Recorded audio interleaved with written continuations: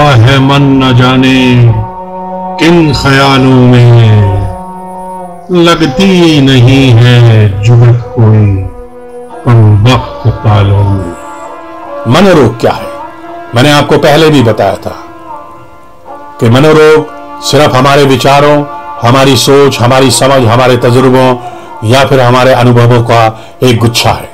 आजकल मानसिक रोगों से संबंधित समस्याओं में दिन प्रतिदिन बढ़ोतरी हो रही है। इसके कारण अलग अलग हो सकते हैं, लेकिन हमारी बदलती हुई लाइफस्टाइल भी इसके लिए कम जिम्मेदार नहीं है। आज हमारा मन तनावपूर्ण स्थितियों का सामना करता है। ऐसे समय व्यक्ति इमोशनल बिहेवियर को दिखाता है। यद्यपि यदि कोई व्यक्ति स्ट्रेस का सामना करने में असमक्ष होता है तो वह प्रतिरोधक एग्रेसिव अभिव्यक्ति करने लगता है और उसका रुझान उस तरफ बढ़ जाता है। अगर इस तरह के लक्षण बढ़ने दिए जाए तो व्यक्ति मनोविकार के अंदर पूरी तरह फंस जाता है। आइए हम इसके बारे में थोड़ा सा और जानते हैं। साइकोसोमैटिक और सोमैटिक डिसऑर्डर। आज के समय में कुछ बीमारियां बहुत ही सामान्य बन चुकी हैं, जैसे low blood pressure, high blood pressure, diabetes इत्यादि। हालांकि ये सभी शारीरिक समस्याएं हैं, लेकिन ये मनोविज्ञान जैसे स्ट्रेस और एंजाइटी से भी उत्पन्न होती हैं। इसीलिए साइकोसोमैटिक डिसऑर्डर अर्थात मनोदैहिक विकार वे मानसिक समस्याएं हैं जो शारीरिक लक्षण दर्शाती हैं, लेकिन इसके कारण साइकोलॉजिकल होते हैं। वहीं आप देखेंगे कि मन यानी मानस शरीर को किसी न किसी तरह से हमारे दिमाग के जरिए प्रभावित करता है, इस तरह के लक्षण पैदा करता है। Childhood disorder. आपको ये जानकर आश्चर्य होगा कि हमारे बचपन की कुछ कड़वी यादें या फिर अनुभव भी पूरी जिंदगी हमारी सोच में हमारा पीछा करते रहते हैं। वैसे सिर्फ बच्चे भी बाल्यकाल में मेंटल डिसऑर्डर का शिकार हो सकते हैं। इस तरह के कारणों में बच्चा अटेंटिव यानी सावधान या फोकस्ड नहीं रहता, या वह उदंड या अति उत्तेजक या अति उत्साहित यानी हाइपर एक्टिविटी वाला बन जाता है। इसमें बच्चा इंट्रोवर्ट भी हो जाता है और चुप रहने लगता है। ऐसा बच्चा बहुत ही कम मुस्कुराता है और देर से भाषा और नई चीजों को सीखता है। Psycho analysis of mentally disorder. आपने अक्सर सड़क पर चलते हुए कभी किसी व्यक्ति को गंदे कपड़ों में कूड़ों के आसपास पड़े गंदे भोजन को खाते देखा होगा, या फिर अजीब तरीके से बातचीत या बिहेव करते हुए देखा होगा। ऐसे व्यक्तियों में व्यक्ति जगह और समय के विषय में कमजोर जानकारी रखता है। हम अक्सर उन्हें पागल, बेसुदा आदि कह देते हैं, लेकिन उन्हें पागल, बेसुदा आदि कहने से पहले हमें उसके मेंटल डिसऑर्डर को समझना चाहिए। यह उसके जीवन में घटी किसी न किसी घटना का ही कारण होते हैं। कभी कभी ये जेनेटिक भी होते हैं। ये मेंटल डिसऑर्डर की एक गंभीर स्थिति होती है। ये अशांत विचारों और मन में उठने वाली डिरेल्ड भावनाओं और व्यवहार से होते हैं। साइको एनालिसिस डिसऑर्डर में व्यक्ति असामान्य व्यवहार और प्रतिक्रिया करता है। डिफरेंशिएशन में मनुष्य कुछ ऐसी चीजों को देखने और सुनने लगता है जो वास्तव में वहां नहीं होती हैं। यह मरीज की सामान्य स्थिति कतई नहीं होती। इसमें तुरंत डॉक्टर की सलाह लेनी चाहिए। Anxiety disorder. यदि कोई व्यक्ति छोटी सी बात में ही घबराने लग जाता है, बिना किसी गंभीर कारण के भी डरा हुआ, भयभीत या ज्यादा परेशान महसूस करता है, तो इसे कहा जा सकता है कि वह एंजाइटी डिसऑर्डर में है। एंजाइटी डिसऑर्डर के विभिन्न प्रकार होते हैं, जिसमें चिंता की भावना विभिन्न रूपों में दिखाई देती है।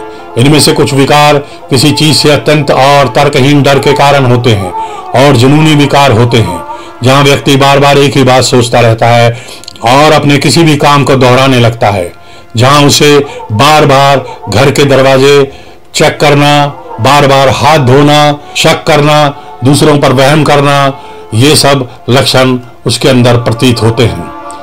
इसमें अधिक पसीना आना, सर में जगह जगह पर दर्द होना और फिर उसका समाप्त हो जाना, पैरों का कांपना, भूख का बहुत कम हो जाना, मनुष्य का बेवजह टहलने लगना, कई विकार सामने आने लगते हैं। Mood disorder.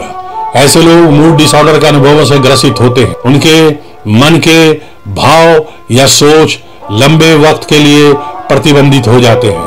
वे व्यक्ति किसी एक मनोभाव पर या तो रुक जाते हैं या दूसरे ही दिन अपना व्यवहार बदल लेते हैं, यानी अपनी पर्सनालिटी में एक दूसरा व्यक्तित्व देखने लगते हैं। जैसे व्यक्ति कुछ दिनों तक बेवजह उदास रहने और फिर खुश रहने लगता है, या किसी दिन उदास रहे और दूसरी दिन खुश रहे, भले ही उसका उस समय के हालात या किसी भी कारण से कोई संबंध ना हो, तो इस तरह के लक्षणों को हम कह सकते हैं कि ये मूड डिसऑर्डर है। ये दरअसल दो तरह के मूड डिसऑर्डर होते हैं।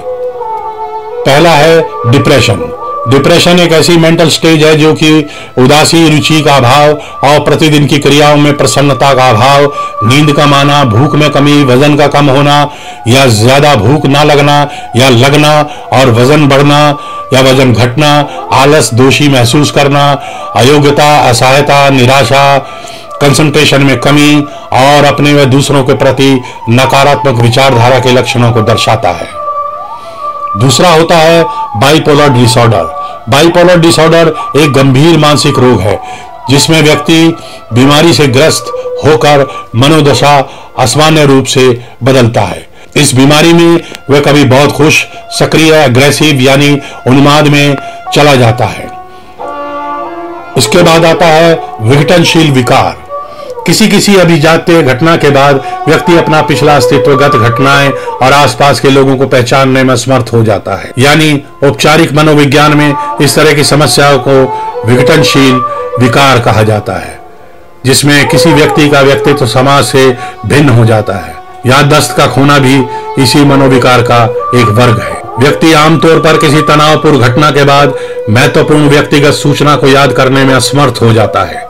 विघटन की स्थिति में व्यक्ति अपने नए अस्तित्व को महसूस करता है। इसकी दूसरी स्थिति में व्यक्ति अपनी याददाश्त तक खो देता है, वही नए अस्तित्व की कल्पना करने लगता है। एक और लक्षण में यानी तीसरे लक्षण में व्यक्ति अचानक बदलाव या भिन्न प्रकार से विचित्र महसूस करता है। व्यक्ति इस प्रकार महसूस करता है जैसे उसने अपने शरीर को त्याग दिया हो या फिर उसकी गतिविधियां अचानक से यांत्रिक या स्वप्न की दुनिया में जाने वाली लगने लगे। Personality disorder. पर्सनालिटी डिसऑर्डर की जड़ें किसी व्यक्ति के बचपन से जुड़ी होती हैं, जहां कुछ बच्चे विचित्र और कड़वी विचारधारा के साथ बड़े होते हैं।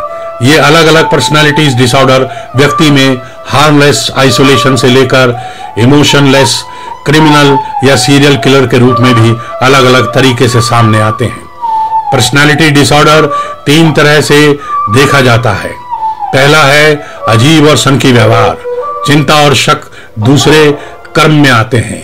तीसरे क्रम में नाटकीय, भावपूर्ण और एबनॉर्मल बिहेवियर आते हैं। मनोरोग में और भी बहुत कुछ है, लेकिन हमने यहाँ कुछ मुख्य कारणों और कुछ मुख्य बिंदुओं को ही छुआ है।